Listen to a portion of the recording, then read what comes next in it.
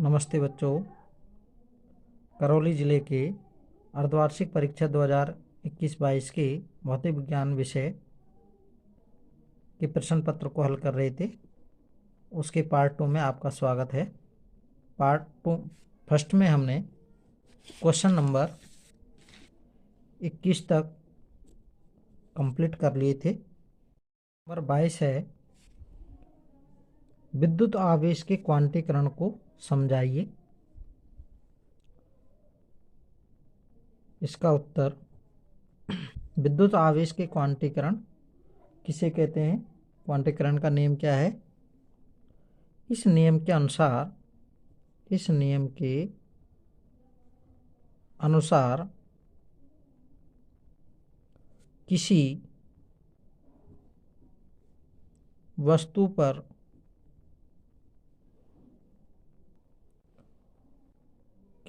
पर आवेश की मात्रा इलेक्ट्रॉन पर उपस्थित आवेश की मात्रा के पूर्ण गुणज के रूप में होती है। किसी वस्तु पर आवेश Q बराबर प्लस माइनस NE, जहां N पूर्णांक और E होता है इलेक्ट्रॉन पर उपस्थित आवेश, जहां E का मान होता है 1.6 × 10⁻⁻19 कूलाम।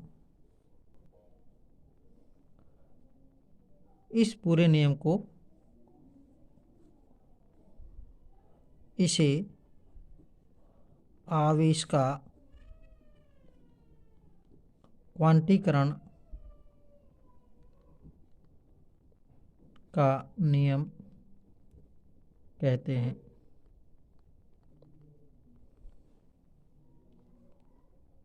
नेक्स्ट क्वेश्चन है, व्हीटस्टोन सेतु का सिद्धांत लिखिए, इसका परिपथ चित्र बनाइए। व्हीटस्टोन सेतु का सिद्धांत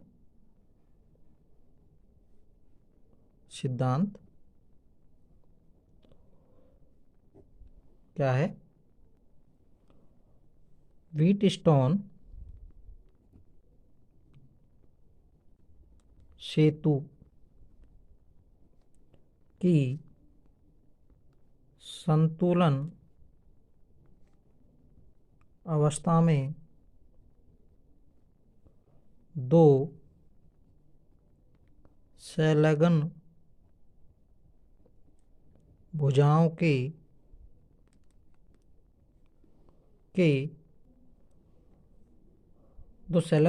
प्रतिरोधों का अनुपात शेष दो संलग्न भुजाओं के प्रतिरोधों के अनुपात के बराबर होता है, अर्थात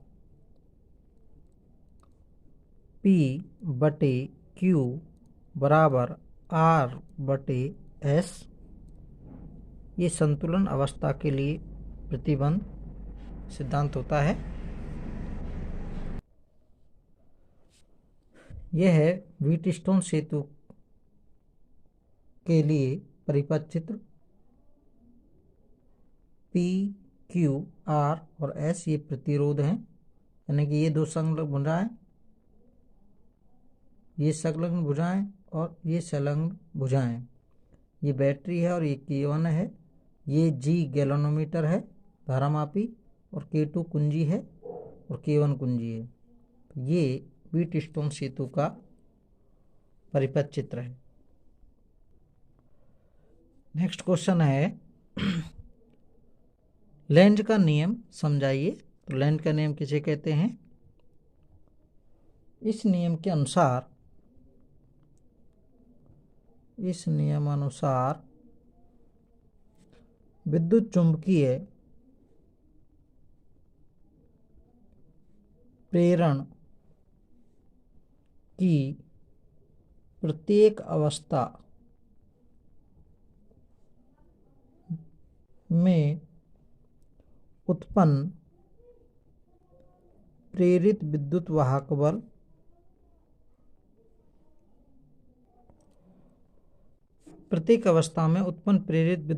बल या प्रेरित धारा की दिशा इस प्रकार होती है कि वह उस कारण का विरोध करे जिसके कारण वह उत्पन्न हुई है।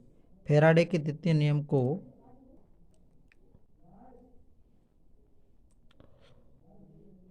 फैराडे के द्वितीय नियम को निम्न प्रकार लिखा जा सकता है।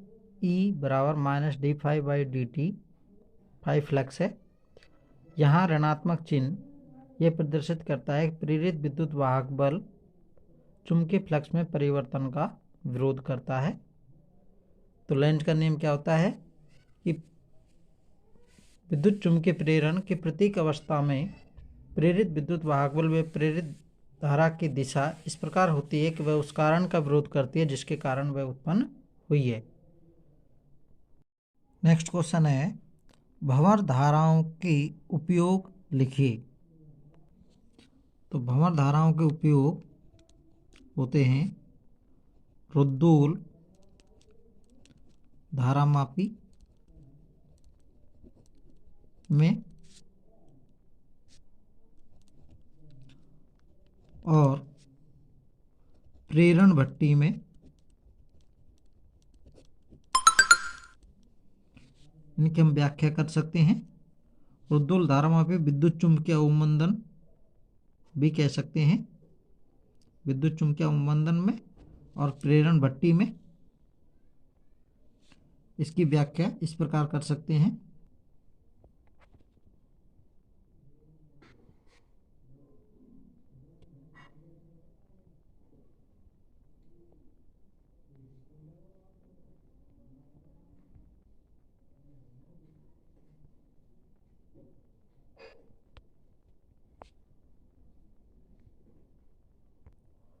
नेक्स्ट क्वेश्चन है, परिनिलिका किसे कहते हैं, इसके कारण चुंबकीय क्षेत्र का सूत्र लिखना है। 26वां क्वेश्चन, परिनिलिका। परिनिलिका किसी कुचालक बेलनाकार नली, किसी कुचालक बेलनाकार नली पर विद्युत रोधी तांबे के तारों को लंबाई के अनुदिश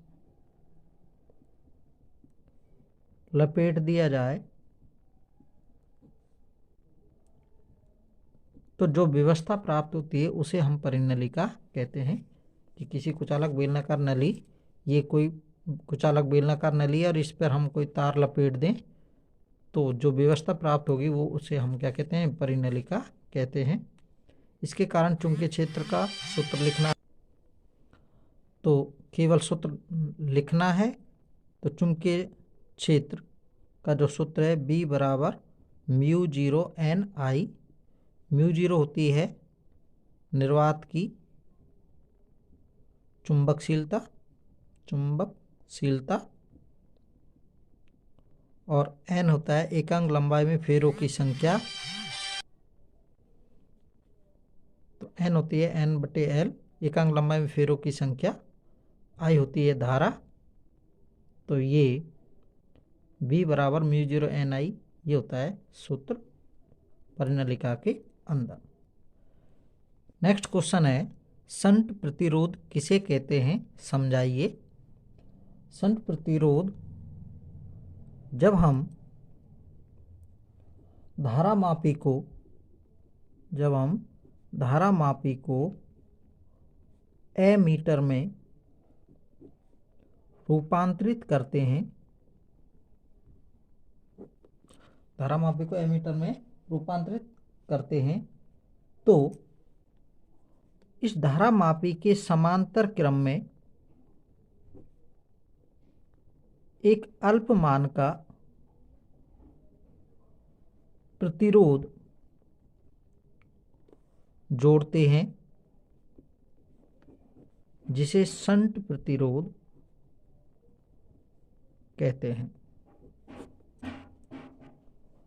इसका हम मान भी ज्ञात कर सकते हैं।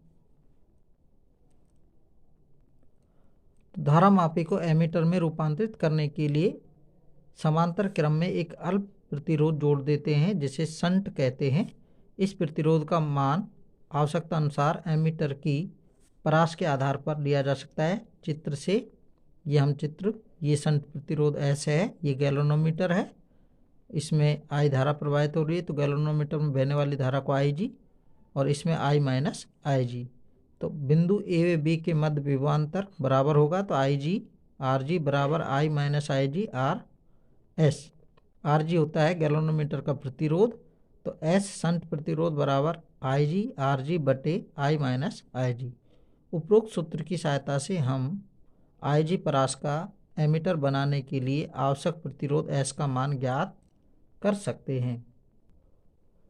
नेक्स्ट क्वेश्चन आता है, समांतर प्लेट संधारित्र की बनावट को समझाते हुए इसकी धारिता का सूत्र व्युत्पन्न कीजिए जबकि इसकी प्लेटों के मध्य परावैद्युत आंशिक रूप से भरा हो। आवश्यक चित्र बनाइए। ये बड़ा क्वेश्चन है समांतर प्लेट संधारित्र का। इसके लिए हम सूत्र निकालेंगे जो नोट्सों में दिया गया है। इसके लिए मैं आपको डायरेक्ट ही आंसर बता देंगे। यह है, संधारित्र की प्लेटों के मध्य आंशिक रूप से परावैद्युत पदार्थ रखने पर उसका धारिता पर प्रभाव। ये समांतर प्लेट संधारित्र है और इसमें टी मोटाई का कोई परावैद्युत पदार्थ भरा हुआ है आंशिक रूप से।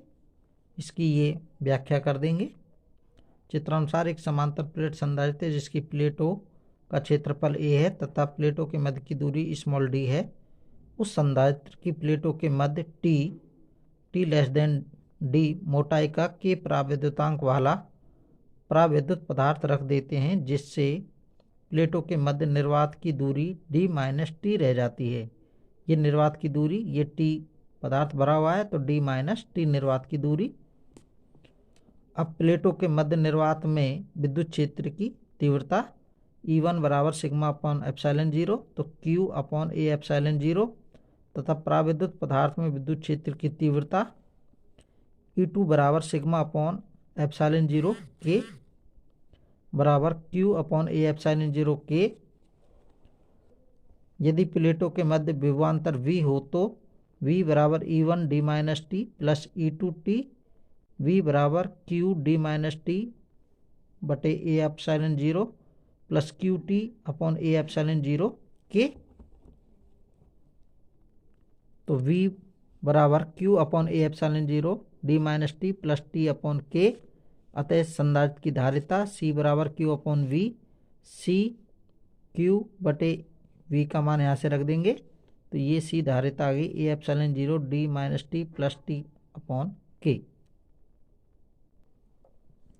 नेक्स्ट क्वेश्चन है, गाउस के नियम को समझाइए। तो गाउस के नियम की परिभाषा देनी है और इसकी सहायता से एक समान आवेशित पतले गोलीय कोश के कारण कोश के बाहर, कोश के अंदर और विद्युत क्षेत्र की तीव्रता का परिकलन करना है।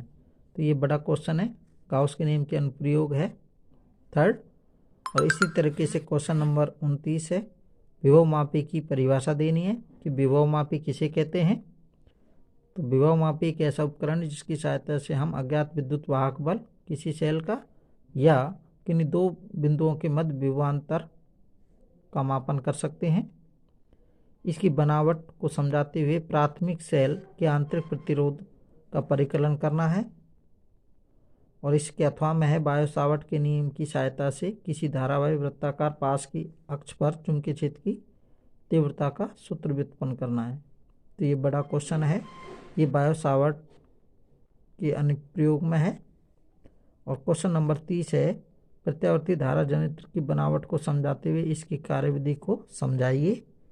तो ये क्वेश्चन प्रत्यावर्ती धारा जनित्र का है, एसी जनरेटर का, और ये गोलीय दर्पण से परावर्तन की परिभाषा देनी है और दर्पण का सूत्र व्युत्पन्न करना है। तो ये दर्पण सूत्र होता है 1/f बराबर 1/v प्लस 1/u। इसको हम सिद्ध करेंगे। ये बड़े क्वेश्चन हैं, नोट्सों में उपलब्ध है। धन्यवाद। हमारे YouTube चैनल को अभी तक सब्सक्राइब नहीं करने वाले साथी हमारे YouTube चैनल को सब्सक्राइब करें जिससे आपको नवीनतम अपडेट्स मिलते रहें। धन्यवाद।